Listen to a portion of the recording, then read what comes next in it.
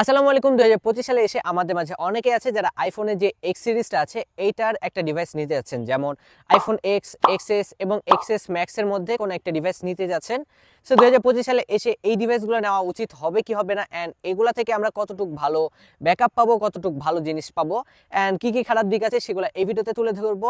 আশা করছি ভিডিওটা যারা দেখবেন তারা ক্লিয়ারলি বুঝতে পারবেন যে 2025 সালে এসে আইফোন এক্স আমাদেরকে কেমন পারফরমেন্স প্রোভাইড করবে, অ্যান্ড আমাদের প্রাইমারি ডিভাইস হিসেবে এটা নেওয়া উচিত হবে কি হবে না সেটা এই ভিডিও দেখলে বুঝতে পারবেন। সো কথা বাড়াচ্ছি না, চলেন মূল ভিডিওতে চলে যাওয়া যাক। তার আগে কাইন্ডলি ছোট একটা রিকোয়েস্ট থাকবে, ভিডিওটিতে এখনো লাইক না করে থাকলে একটি করে লাইক করে দেন, এন্ড আমাদের চ্যানেলে যদি নতুন হয়ে থাকেন অবশ্যই চ্যানেলটিকে একটি করে সাবস্ক্রাইব করে দেন।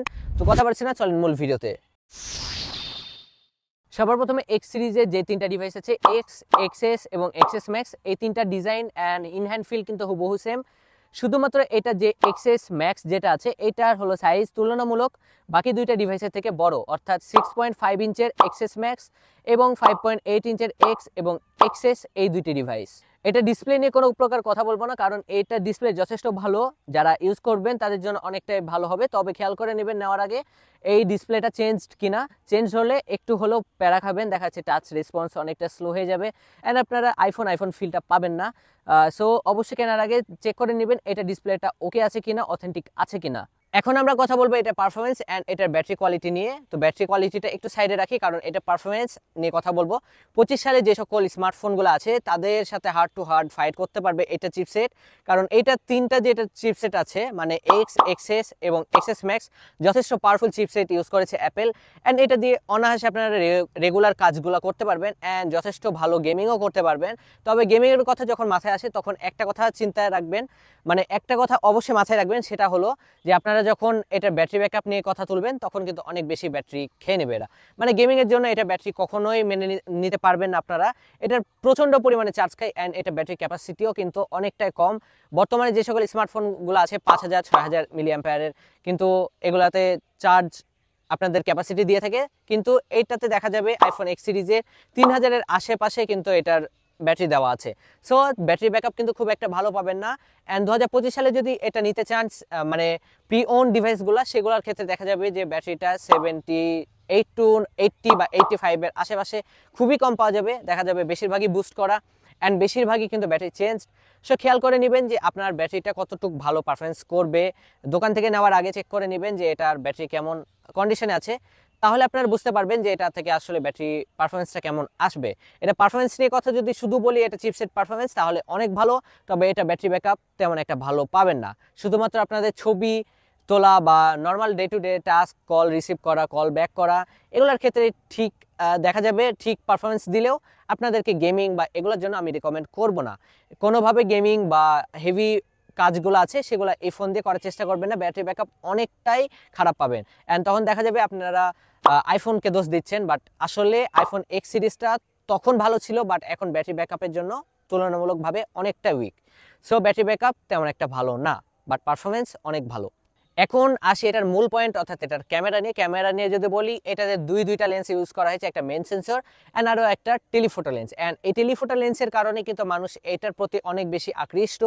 এর মূল কারণ হলো এটা দিয়ে অনেক ভালো পোর্ট্রেট তোলা যায়। ইভেন আপনারা যদি খেয়াল করেন এইটার তুলনায় আপনারা যদি আইফোন 11 দিয়ে যে পোর্ট্রেট শটগুলো তুলবেন, আইফোন এক্স বা এক্সএস বা এক্সএস ম্যাক্স তিনটা ডিভাইস থেকেই কিন্তু যথেষ্ট ভালো পোর্ট্রেট শট পাবেন, কারণ সেটা লেন্স দ্বারা কিন্তু পোর্ট্রেট শটটা দিয়ে থাকে। অ্যান্ড আইফোন 11-এ যেই পোর্ট্রেট শটটা আপনারা দেখবেন সাইডে এজ ডিটেকশনটা তুলনামূলক ছেড়ে দিতে পারে, কারণ সেটা কিন্তু এআই বেসড বা আপনারা অপটিমাইজড হিসেবে সেটার একটা ব্লার আপনাদেরকে দিয়ে দেয়। সো আইফোন এক্সের কিন্তু এই জিনিসটা অনেক বেশি ভালো, এটা পোর্ট্রেট শটটা বাদ বাকিগুলো তুলনামূলক ভালো আছে, বলবো যে খারাপ না। অ্যান্ড এই বাজেটে যেটা প্রি ওন্ড বাজেট হিসেবে যে ফোনটা, এটার ক্যামেরা তুলনামূলক অনেক ভালো, অ্যান্ড আপনাদের কন্টেন্ট ক্রিয়েশনের জন্য কিন্তু এটা ভিডিও ক্যামেরাও যথেষ্ট ভালো। সো এটার ক্যামেরা নিয়ে কোনো প্রকার কমপ্লেন নাই, তবে কেনার আগে অবশ্যই চেক করে নেবেন এই ক্যামেরাটা অথেন্টিক আছে কিনা, কারণ দেখা যাচ্ছে 5-6 বছর আগের ডিভাইস, আমার এক্স্যাক্ট মনে নেই কত বছর আগের, বাট অনেক আগের। অ্যান্ড এটার আসার পরে 15 সিরিজ 16 সিরিজ চলে এসেছে বর্তমানে। সো বুঝতেই পারছেন যে কত আগে ডিভাইস, মোটামুটি 6 বছর হয়ে গেছে অলরেডি, 7 বছর রানিং হতে যাচ্ছে। সো চেক করে নেবেন এটার অথেন্টিক ক্যামেরা আছে কিনা। তো এখন প্রাইসিং নিয়ে যদি বলি, এটা মোটামুটি আপনারা 20 থেকে 30 হাজারের মধ্যে তিনটা ডিভাইসই পেয়ে যাবেন। এক্সএস ম্যাক্সটা দেখা যাচ্ছে 31 32 এরকম চাইতে পারে আপনাদেরকে, 11-এর মতো প্রাইস থাকতে পারে এক্সএস ম্যাক্সের। তবে সেটা বলবো যে আপনারা যদি একটু বার্গেনিং করেন তাহলে দেখা যাচ্ছে সেটা 30-এর মধ্যে নিয়ে আসতে পারবেন। সো এটার প্রাইস এক্স্যাক্ট আমি বললাম না, কারণ এক একটা কন্ডিশনের উপর ভ্যারি করছে। বাট আপনারা 20 থেকে বা 15 থেকেও কিন্তু আইফোন এক্স অনেক সময় পাওয়া যায়। এটা কন্ডিশনের উপর ভ্যারি করছে ভাই, যে আপনারা কেমন কন্ডিশনের ফোন নেবেন। তবে অবশ্যই চেক আউট করে নেবেন সেই ফোনের কন্ডিশনটা যেন ভালো থাকে। ভালো থাকলে আপনার পারফরমেন্সটাও ভালো পাবেন, সব দিক দিয়ে ভালো হবে। সো মোটামুটি এই দিক দিয়ে আপনাদেরকে জানিয়ে দিলাম। এটা আসলে তুলনামূলক performance, build quality, body quality সব কিছু আপনাদেরকে দেখাই দিলাম অ্যান্ড বলে দিলাম যে এটা কেমন আমাদেরকে পারফরমেন্স প্রোভাইড করতে পারে 2025 সালে এসে। এখন আমি মূল বলবো যে ঘটনা, সেটা হলো আমাদের 2025 সালে এসে আইফোন এক্স সিরিজের ডিভাইসগুলো নেওয়া উচিত হবে কি হবে না। তো সবার প্রথমে বলবো আপনারা কোনোভাবে এটা প্রাইমারি ডিভাইস হিসেবে নেবেন না, কারণ প্রাইমারি ডিভাইস হিসেবে আপনাদেরকে দেখা যাবে দিন শেষে 3-4 বার করে চার্জ করা লাগছে, যে জিনিসটা খুবই বিরক্তকর। ইভেন আমি আমার 13 প্রোটাকেও দিন শেষে মোটামুটি 2বার চার্জ করা লাগে, সকালে একবার চার্জ করা লাগে, ইভেন রাতে আরেকবার চার্জ করা লাগে, অ্যান্ড এইভাবে দিন পার করা লাগে। সো প্রাইমারি ডিভাইস হিসেবে যে একটা ডিভাইসকে ডেইলি 3 থেকে 4 বার যদি চার্জ করা লাগে তাহলে কতটা বিরক্তিকর হতে পারে সেটা আপনারা বুঝে নেন। সো নেক্সটে যে জিনিসটা বলবো সেটা হলো আপনার কন্টেন্ট ক্রিয়েশন বা টুকটাক সোশ্যাল মিডিয়াগ্রাফি ছবি তুলেন, তাদের জন্য আইফোন এক্স খুবই একটা ভালো চয়েস হতে পারে, কারণ এটার তুলনামূলকভাবে ক্যামেরা অনেক ভালো। তবে আপনার এই বাজেটের মধ্যে অনেক পিক্সেলের ফোন আছে, তারপরে স্যামসাংয়ের ফোন আছে, সেগুলোও কিন্তু মোটামুটি ভালো একটা ক্যামেরা পারফরমেন্স দিয়ে থাকে।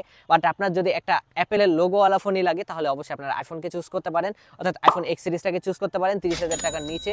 ইভেন আপনারা একটু যদি বাড়ান তাহলে কিন্তু আইফোন 11টাও পেয়ে যাবেন। তো আমি রিকমেন্ড করবো প্রাইমারি ডিভাইস হিসেবে কোনোভাবে আইফোন এক্স সিরিজের কোনো ডিভাইস নেবেন না। আইফোন এক্সএস ম্যাক্সটা ঠিক আছে, বাট এটা যেহেতু অনেক পুরাতন দেখাচ্ছে আপনাদেরকে রিফারবিশড ধরে দিতে পারে। অ্যান্ড আইফোনের কিভাবে রিফারবিশড বা এগুলো যদি আপনারা বুঝতে না পারেন, বা এটা কোনো পার্টস চেঞ্জ আছে কিনা এগুলো যদি বুঝতে না পারেন, তাহলে আইফোন কেনার ভুলটা করবেন না, কারণ এগুলো নিয়ে অনেক বেশি প্যারা খাইতে হয় ডেইলি লাইফে। তো মোটামুটি এই ছিল আজকের ভিডিওটা, কেমন লেগেছে কাইন্ডলি কমেন্ট বক্সে জানাবেন। অ্যান্ড ভিডিওটিতে একটি করে লাইক করে দিবেন, চ্যানেলে নতুন থাকলে একটি করে সাবস্ক্রাইব করবেন। দেখা হচ্ছে নতুন কোনো আরো একটি ব্র্যান্ড নিউ ভিডিওতে।